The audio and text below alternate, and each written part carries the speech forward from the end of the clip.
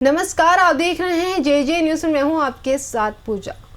अल्मोड़ा जिले के मोहन क्षेत्र में भारत सरकार के आयुष मंत्रालय की IMPCL के नाम से बरसों पुरानी एक दवा फैक्ट्री स्थापित है।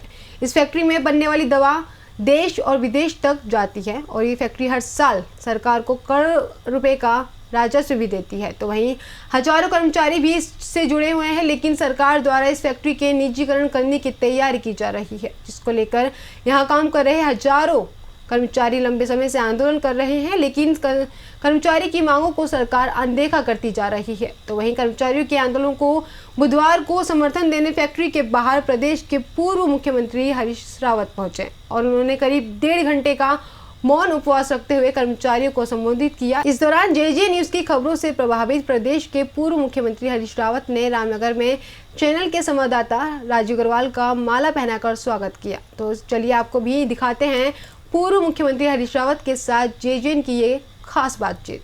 नमस्कार, आप देख रहे हैं जे न्यूज और मैं हूं इस समय अल्मोड़ा जनपद के बिल्कुल प्रवेश द्वार मोहान क्षेत्र में, जहां लंबे समय से सरकार केंद्र सरकार के औषधि मंत्रालय की एक दवा फैक्ट्री मात्र IMPCL है, जिसका सरकार विनिवेश करने जा रही है, जिसको लेकर यहाँ के कर्मचारी लंबे समय से आंदोलन कर रहे हैं। तो आज आंदोलन में प्रदेश के पूर्व मुख्यमंत्री और कांग्रेस के वरिष्ठ नेता हरीश रावत जी भी यहाँ पहुंचे, जिन्होंने 1.5 घंटे का उपवास रख के जो कर्मचारी हैं उनके आंदोलन को समर्थन दिया है। हमारे साथ मौजूद है हरीश रावत जी। हम बातचीत करेंगे कि किस प्रकार की सरकार की नीयत है और कर्मचारियों के आगे जो रोजी रोटी का संकट आ गया है उसको लेकर लगातार आपने यहाँ पदयात्रा भी रामनगर में निकाली थी सरकार का, लेकिन अभी तक जागने का काम नहीं हुआ, सरकार सोई हुई है। तो हम हरीश रावत जी से बात करेंगे कि आज जो आंदोलन को आपने समर्थन दिया है, कर्मचारियों में हालांकि उत्साह देखने को मिल रहा है, लेकिन अभी ये पूरा उत्साह अभी नहीं कहा जा सकता कि जब तक कर्मचारियों के हित में फैसला नहीं आता। लेकिन निश्चित तौर पर जो आज हरीश रावत जी ने यहाँ बात कही है, तो कहीं ना कहीं अब लगता है कि कर्मचारियों की संघर्ष की जीत होगी। तो रावत जी, आपका स्वागत है जे न्यूज में।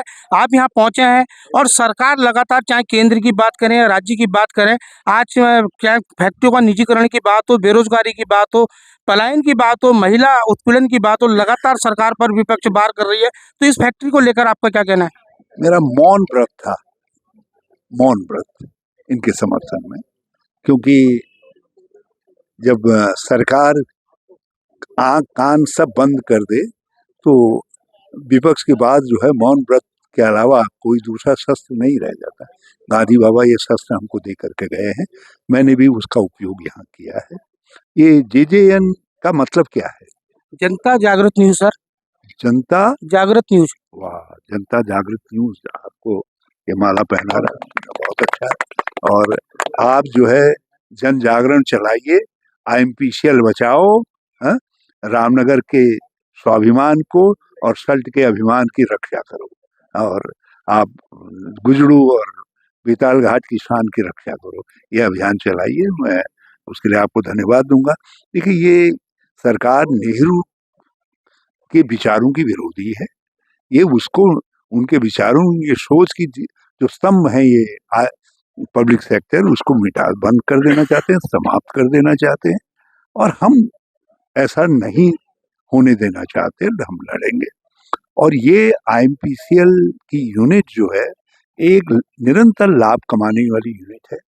500-700 हमारे स्थानीय नौजवान, जिसमें SC के लोग ज्यादा है, OBC के लोग ज्यादा है, वो यहाँ काम कर रहे हैं, और इसके बेनिफिशियरी भी गरीब लोग ज्यादा है। गोबर जला करके, गोबर जलाने के सुखा करके लाने वाले लोग कौन है? गरीब लोग हैं। और करीब 15-20 लाख का हर साल गोबर के उपले यहाँ खपते हैं। यहाँ जंगल से आंवला तोड़ करके, बेल तोड़ करके और हर तोड़ करके कौन लाता है? वही लोग लाते हैं, हमारे गरीब लोग लाते हैं। तो ये करीब 20,000 लोगों को, प्रत्यक्ष अप्रत्यक्ष रूप से 20-25 हजार लोगों को आजीविका दे रही है और निरंतर लाभ कमा रही है। तो एक लाभ कमाने वाली इस फैक्ट्री को यदि बंद करते हैं तो फिर ये तो सब सल्टिया वीर हैं।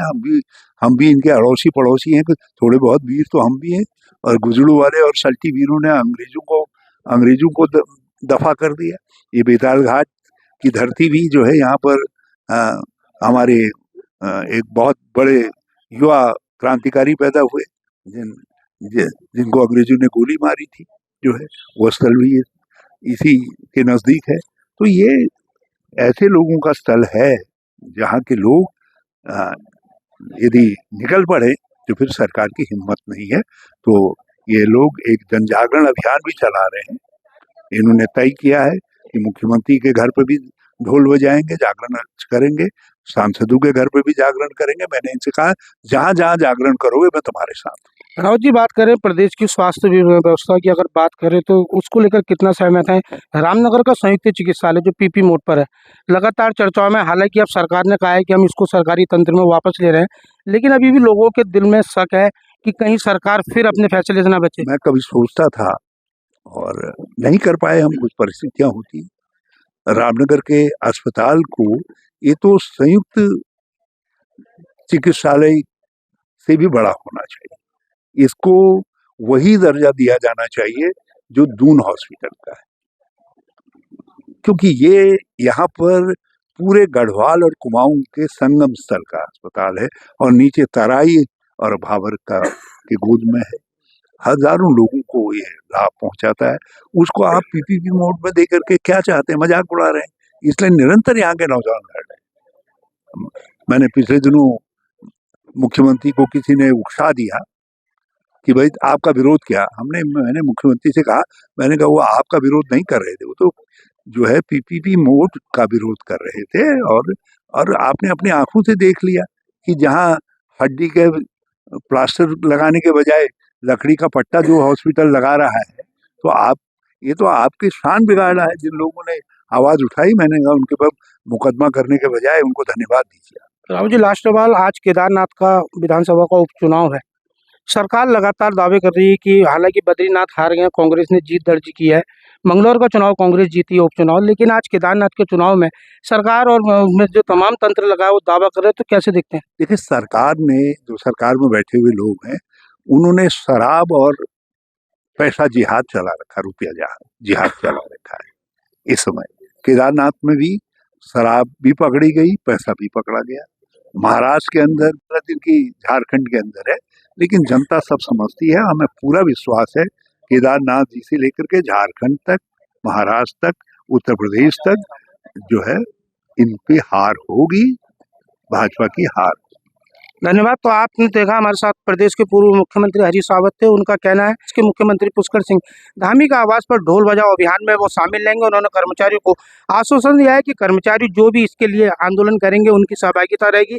तो वहीं उन्होंने प्रदेश की स्वास्थ्य सुविधाओं की पोल खोलते हुए सरकार पर कई बार करते हुए कहा है कि जो रामनगर का सरकारी अस्पताल पीपी मोड पर दिया था, आज बदहाल स्वास्थ्य सुविधाओं के कारण लगातार चर्चाओं में, उन्होंने कहा रामनगर का चिकित्सालय जिस प्रकार कुमाऊं और गढ़वाल के प्रवेश द्वार पर है, इसको एक दून अस्पताल के रूप में विकसित करना चाहिए, तभी यहाँ के लोगों के साथ ही पहाड़ के लोगों को भी इसका लाभ मिलेगा। तो वहीं केदारनाथ उपचुनाव पर प्रदेश के पूर्व मुख्यमंत्री हरीश रावत ने कहा कि आज जो भाजपा की सरकार है, पैसा और शराब देहात में बच गई है, उनकी शराब पकड़ी गई, पैसा पकड़ा गया है, लेकिन जनता सब जानती है, चाहे झारखंड की बात हो या महाराष्ट्र की बात हो या उत्तर प्रदेश की बात हो, निश्चित तौर पर जनता इस बार सबक सिखाएगी और आने वाले समय में देश और राज्य में कांग्रेस की सरकार पूर्ण बहुमत के साथ स्थापित होगी। रामनगर से राजीव अग्रवाल के साथ ये खास रिपोर्ट, JJN रामनगर। खास खबर आपके लिए तैयार की थी हमारे संवाददाता राजीव अग्रवाल ने। अभी के लिए बस इतना ही। बाकी की तमाम खबरों के लिए आप बने रहे JJN न्यूज़ के साथ। धन्यवाद।